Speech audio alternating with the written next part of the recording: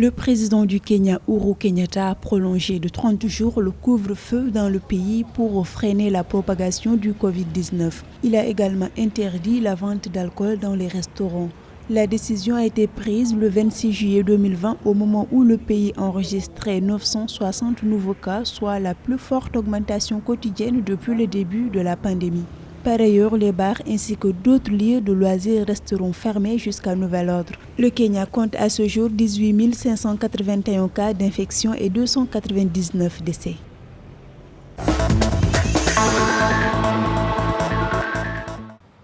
L'économie sud-africaine devrait se contracter de 7,2% d'ici fin 2020 en raison de la pandémie de coronavirus. Dans un rapport du Fonds monétaire international, la récession limiterait la capacité du gouvernement à réduire la dette et le déficit budgétaire croissant. Le FMI a approuvé le 27 juillet un budget de 4,3 millions de dollars pour soutenir l'économie sud-africaine. L'institution a approuvé le 27 juillet un budget de 4,3 milliards de dollars pour soutenir l'économie du pays.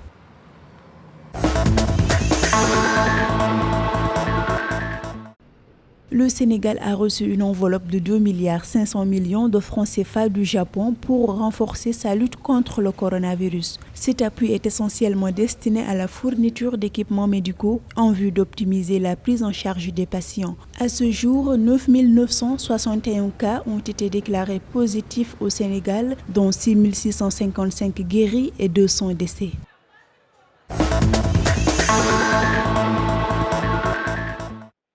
La Zambie a lancé ce 28 juillet un programme de transferts sociaux d'urgence Covid-19 pour soutenir les communautés vulnérables touchées par la pandémie. Le décaissement devrait commencer au cours des prochains jours. Les bénéficiaires recevront ainsi une aide alimentaire pour une période de 6 mois. La Zambie enregistre désormais 5002 cas de Covid-19 et 142 décès.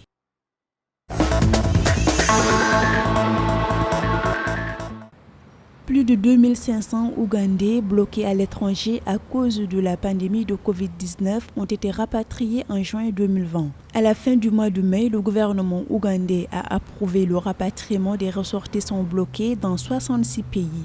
D'après les données du ministère de la Santé, sur les 2591 rapatriés, 32 ont été testés positifs au Covid-19 avec 1376 toujours en quarantaine. L'Ouganda a enregistré 1135 cas confirmés pour 989 guérisons et 2 décès.